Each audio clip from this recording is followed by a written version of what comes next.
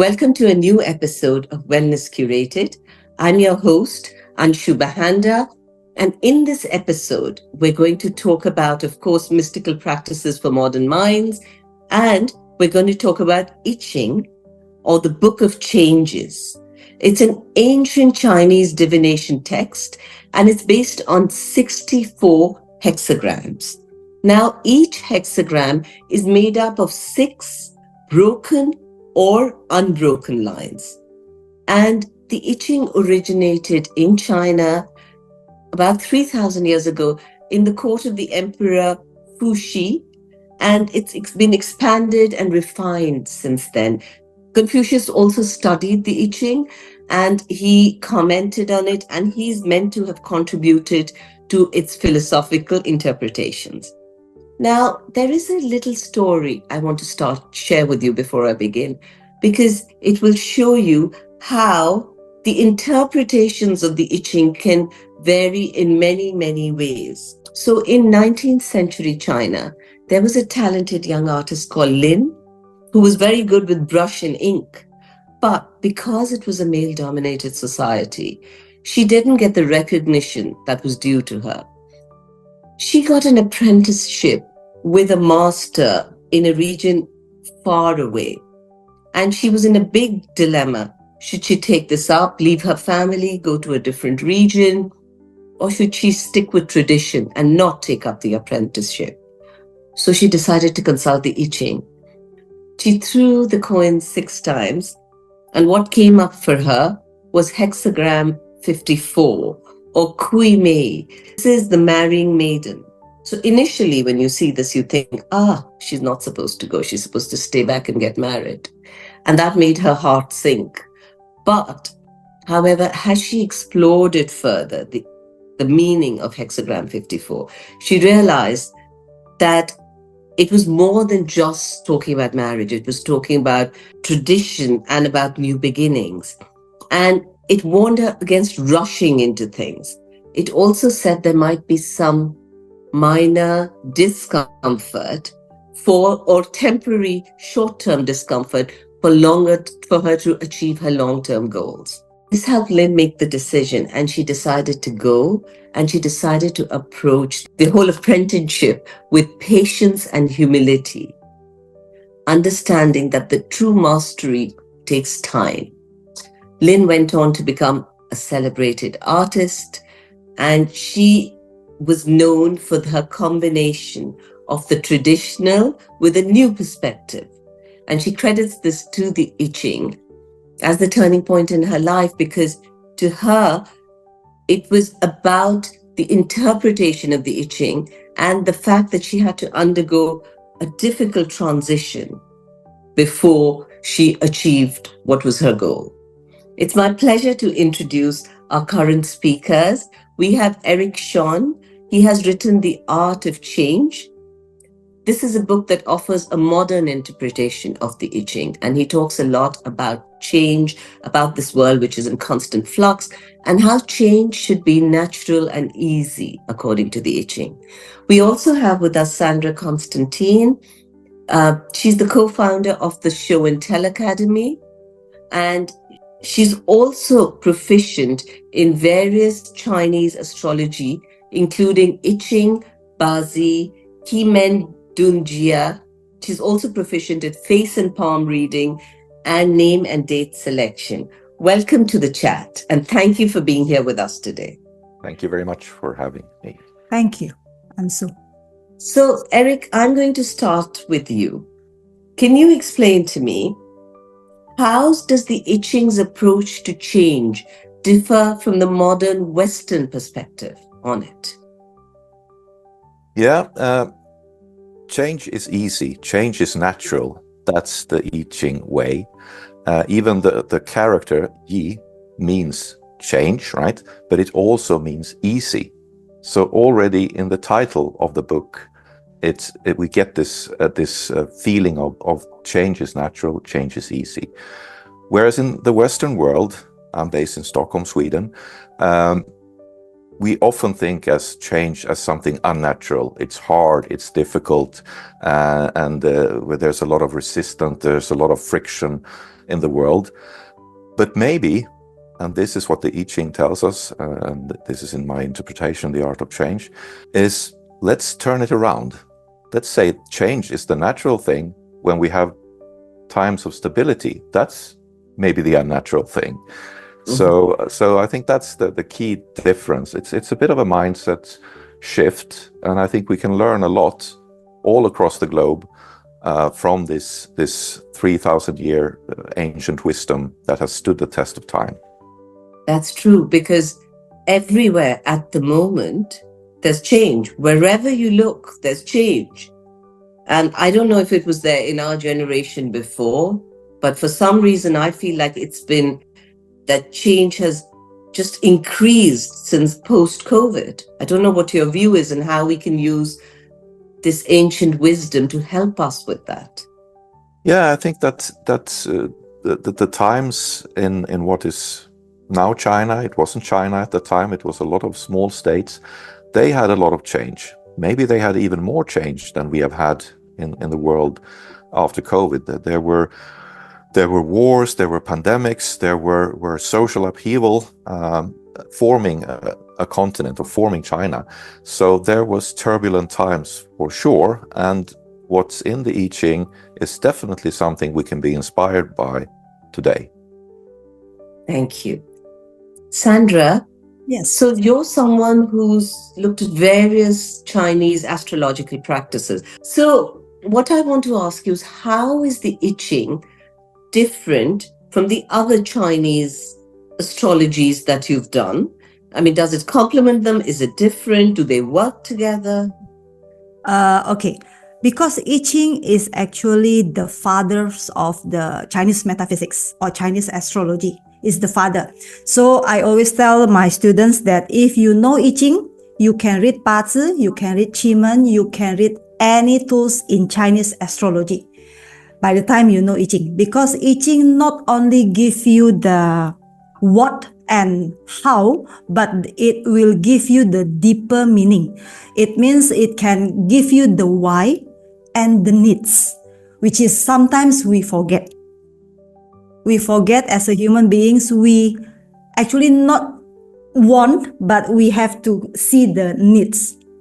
For Erik's books, I think is more on the, Erik have 3 books, right? Trilogy, right? One of them, I think is better to use Qimeng Tunjia, which is the strategy. Now, this Qimeng Tunjia, we force what we want. Mm-hmm. But for the I Ching, it can see that, okay, if you take this strategy, the end result will be like this. Are you ready if the process is not like what you want? It's like that. Right. So that's why it's better if you have any Chinese metaphysics, you learn I Ching first, because this one is the basic.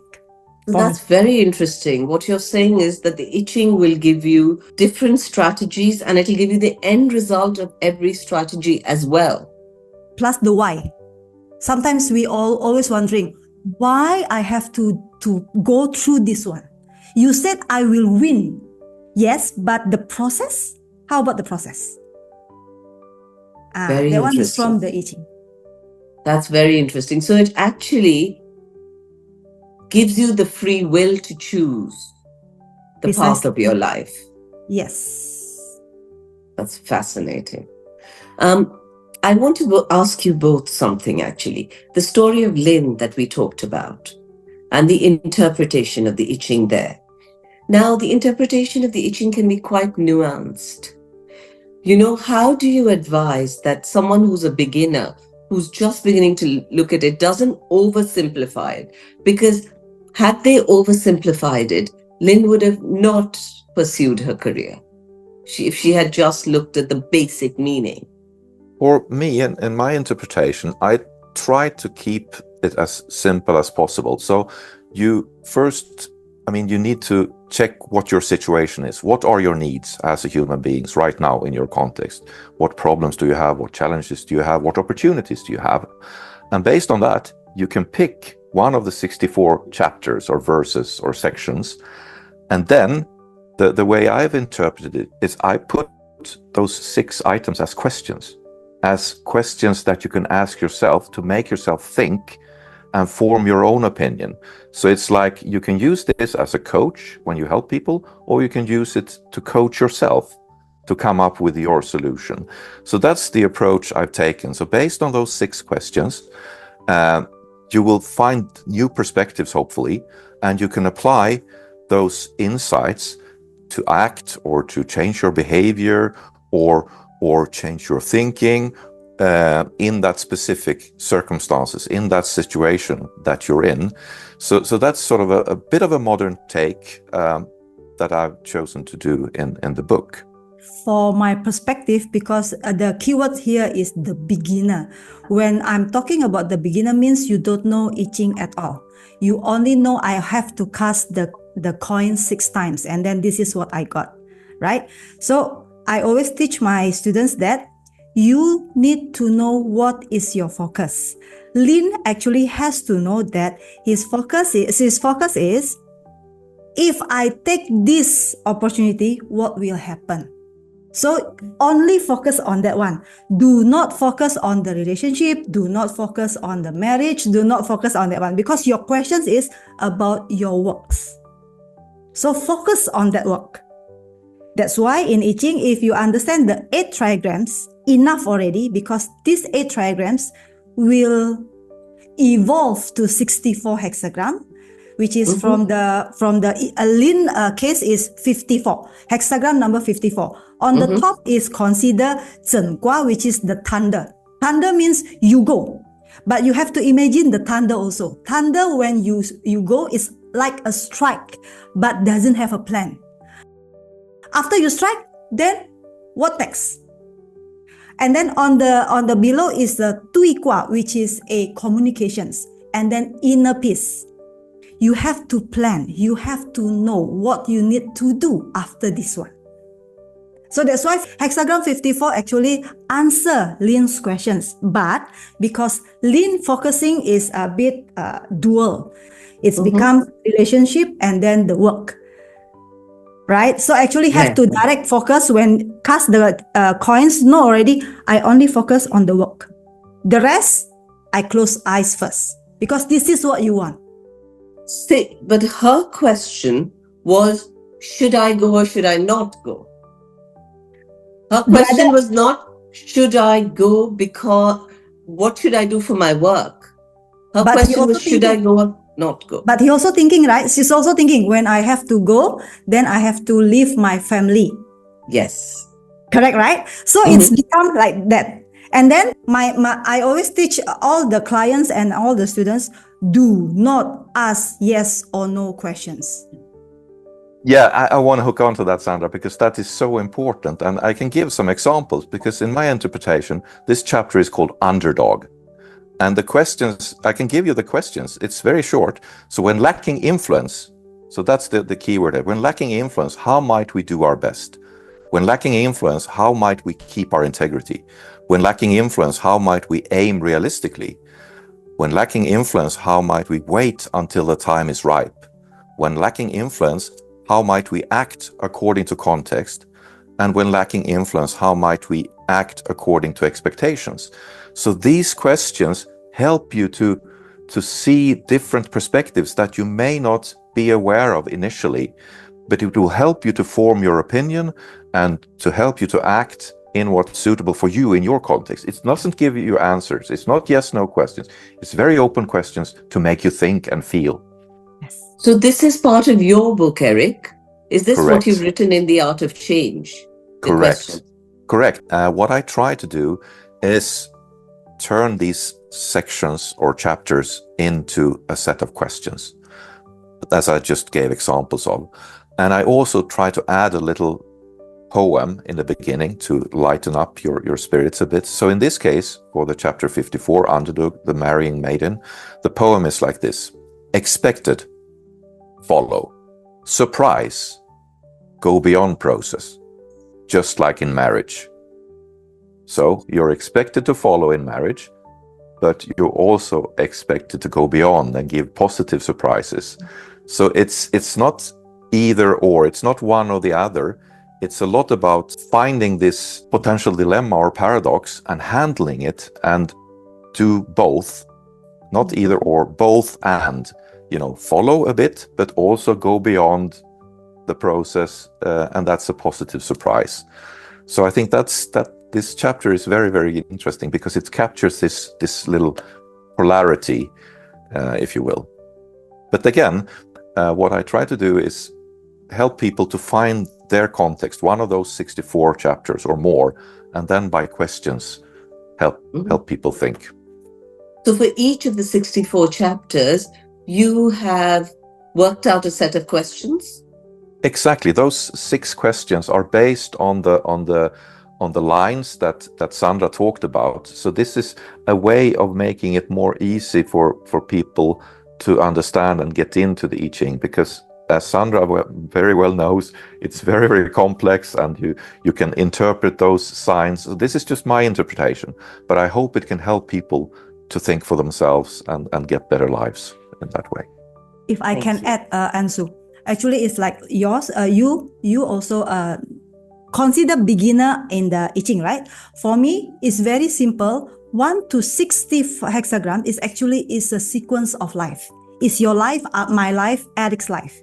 So it's let's say after you 54, you will go to 55. After 55 abundance, you will go to 56 traveling. After 56, now that one you know already. Okay, after I got this one, I can tolerate. I will get my life very beautiful, very abundance. After that, I have to let go. That one is 55, and then I have to let go everything and then go without any falling back. And then I have to go and then go pursue better, 56. And then again 57, 50. When complete to 63, which is completions already, 64 is another game. So it's like playing game. You are going up, one level up. So that one, 64, you start to 1, 2, 3, 4, and then continue. Your life so is are you always telling me, Sandra, just to clarify, that each person goes through all the hexagrams in their life? Correct. But if you know exactly what you need, the so-called negative hexagram, you can skip. For example, 11 is the best hexagram, they say, 11. After 11, you have 12 stagnations. But if you know already, your stagnations will not go long. So you can jump directly to 13, which is very nice, fellowship. People will follow you because you understand the life already. Right. Thank you. So, Sandra, when a client comes to you, asking you to help them with a decision-making process, say, talk me through how you do it. Yeah, if we talk about client, means they don't know about I Ching. You don't need to know about I Ching. They come and then they will ask questions. I only say that make sure your questions is the 4W1H at least. So that's why I can answer you better and then I can give you options.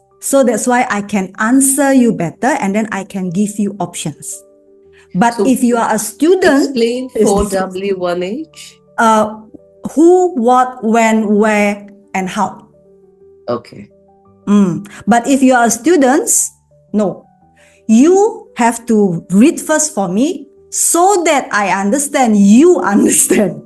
Because I always have this analogy. You want to have a good bed, but you only pray to the God that, God, I need a bed so I can sleep better. But you didn't mention whether you want a king coil or you want any brand. But when the God gives you something that different from your mind, and then you blame the God, correct? It's the same. Actually, it's the same. Yeah, it's the same. Now, I want to ask you both another thing. So, I Ching is a tool of divination, but it's also a philosophical text. So, how do you balance these aspects in your work? For me, this is the starting point, right, for a lot of things going on in Chinese history and Chinese culture. It's the source for the art of war by Sun Tzu. It's the source for Lao Tzu, the Tao Te Ching.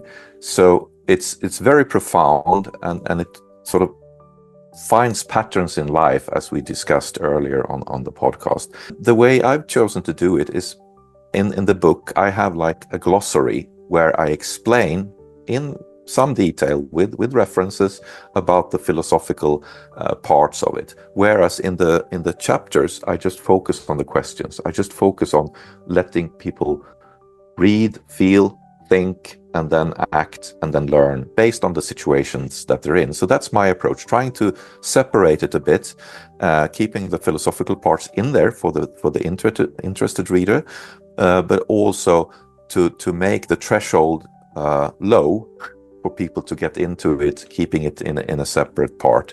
But there's a lot of research going on right now as we speak regarding the relevance of the I Ching and the Taoism on modern things like complexity theory, complexity processes. So it's in a sense not only philosophically interesting, it's interesting from a research perspective to practitioners, and that combination I find fascinating. And I'm a practitioner, so I interpreted the Tao Te Ching and the art of war into the art of strategy and the art of leadership, but it all comes down to the founding philosophy found in the I Ching. Yes, thank you. Sandra, For would me, you like to? for us, in Show and Tell, we will give them an apps, which usually currently people, because of digitalized, they want everything simpler. I said I can make it simpler for you, but for divinations or representations, you need still put your heart into it, because by the time you explain what is happened to your apps, actually is based on the questions. So that's why if I said that with the rise of digital and data-driven world, Show and Tell can give you the apps, but we cannot give you all the technical answer. Okay, IT is good, but still need the human touch. That's why I cannot give all the explanations on the apps. So you're telling me that the apps can replace the throwing of the coin, but the interpretation, you still need to go to a human being. Yes. I would love you both to give me an example of something that really struck you from the clients that have come to you. Erik, you can start. I'd love an example of, something where you helped them make a decision, and it was a very difficult decision. That's a good one. No, but I think one key concept in I Ching, or the art of change, as I call it, is about timely balance. That's truly fundamental. I mean, we talk about balancing decisions and actions on timing and context. And I'm a practitioner. I'm a managing director of a company, so I try to apply this on myself from time to time. So I try to eat my own dog food, if you will. I don't know if that's a good metaphor, but use it on myself. So to find the right timing to make a decision. I mean, in business, we have many decisions to make. Some are reversible, we can change them. Some are irreversible, we cannot change them. And then finding that sweet spot when the timing is right in your context for your business. So that's something that I try to live by. And unfortunately, I cannot go into all the details because it's a bit of a sensitive business matter that is sort of under non-disclosure. But it's ongoing right now as we speak. And what I find now is the time. In my context, now is the time to make this very, very important decision. So it's this timely balance. So it can be different at different times. So if I would have taken this decision 6 months ago, it would have been another decision. Mm-hmm. But now is the time to take the decision, and it will be the right decision. So that's one example. Thank you. Sandra? But I think I agree with you, Erik, because of what? First thing first, for any Chinese metaphysics forecasting, we need time. divine timing. So meanings sometimes, let's say, if Erik asks me now, roughly I can see, I can foresee, I can foresee that Erik's got something that he needs to do. Mhm. But when Erik asks me, if let's say this is not alignment, me and Erik doesn't have any affinity, my answer maybe is not correct.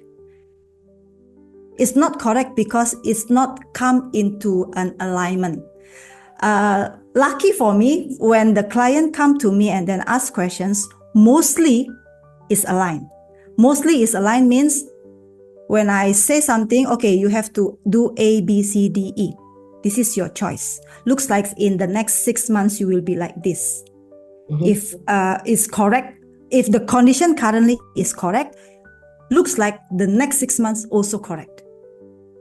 Usually from that moment, the client can say that, okay, Sandra, your interpretations for current moment also is correct. So meaning I said, okay, then I know already this is your options, 1, 2, 3, and then you can choose.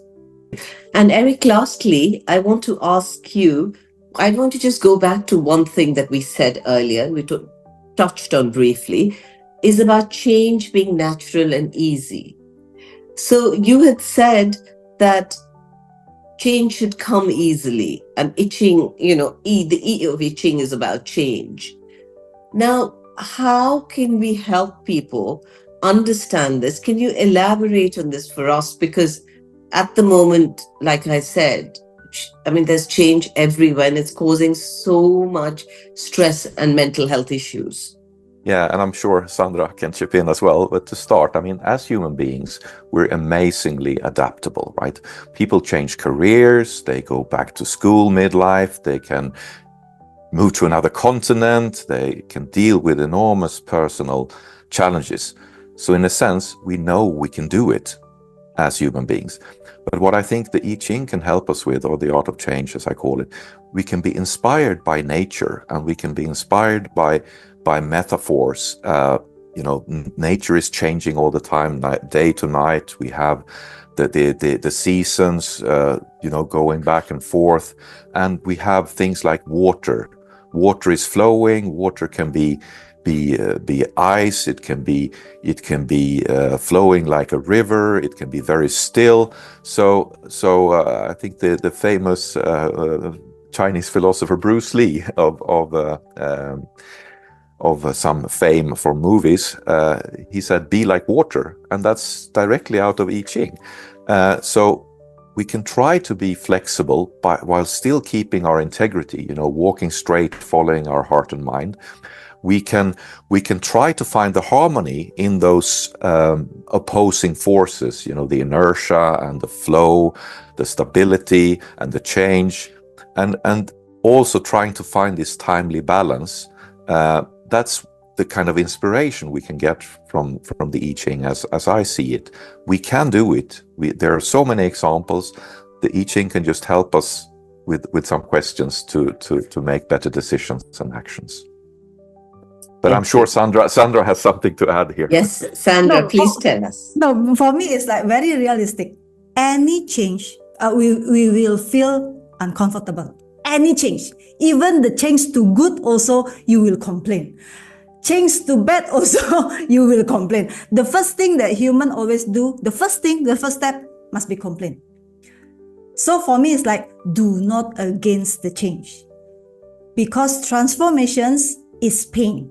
Even 46 growth, one of the hexagram is 46 growth, that's also not easy. So for me, it's like, you just do, you try to do, trust the universe, and then at least now, because you know I Ching already, you know what is the next step. One thing to add there, Sandra, that I forgot to mention, that change follows the line of least resistance, just like water in nature. So nature, the water is sort of going around the obstacles and finding the where it wants to go. So if we can be a bit more like water in that sense, following the line of least resistance, then change will be easier. Can you explain to me simply how someone does the I Ching? Okay, because currently we are in the digital world, I can choose directly. I can take my physical card or directly use my apps. But for the traditional one, actually, you have to use the coin. You have to throw the coins. Yeah, you have to throw the coins. And it's 3 coins that are thrown 6 times, right? Yes. Okay, fabulous. And the way I did it, I skipped the coins because that was too complex for me. Yeah. Me also. So I thought, why? How can we do this in another way to reduce that potential threshold? And then it would be, okay, let's look at the 64 chapters or sections or verses and give them names that could potentially help people to identify, 1 or 2 or 3 maximum that are relevant to their current circumstances, their current context, their current situation. And then they can read those chapters and then get those 6 questions per chapter to make them reflect on their situation. So that's another approach. So that's interesting. Erik, you let people choose their hexagram in a way. Correct. So I give them agency, that they should feel that they are in control of that. And that's one way of doing it. So that's interesting. And then we come back to the fact that there's so many different interpretations in the I Ching. And obviously, you've both done years and years of study to get to a point where you fully understand it. And this is something that needs to be delved in, studied deeply, because the interpretation is unique to what has come up then and to your life and your circumstance at that point. Thank you. Thank you, Sandra and Erik, for this wonderful conversation, for taking us through this ancient wisdom and the modern interpretations that you've both given us. Thank you. My pleasure. Thank you. And remember, as we said in the story of Lynn, and we've seen many, many times having a chat with Sandra and Erik today, was that things are not, in the I Ching, things are not as they might appear at first glance. You need to dig deeper, you need to reflect, and you need to see what resonates with your unique circumstance. If you've enjoyed this episode, please don't forget to subscribe to Wellness Curated. Please leave us a review so we can continue to bring you such conversations. And join us next time in another fascinating topic. Until then, I hope you find balance. I hope you find wisdom. I hope you find peace in this ever-changing flow of life. This is Anshu Bahanda signing off. Thank you. In the Ifa, you would use either 16 palm kernels that a diviner will hold in their hands and cup up like this, and then depending on how many they catch and see remaining in their other hand, they'll make a line or a dot, 1 or 2, and then they'll derive the symbols that way.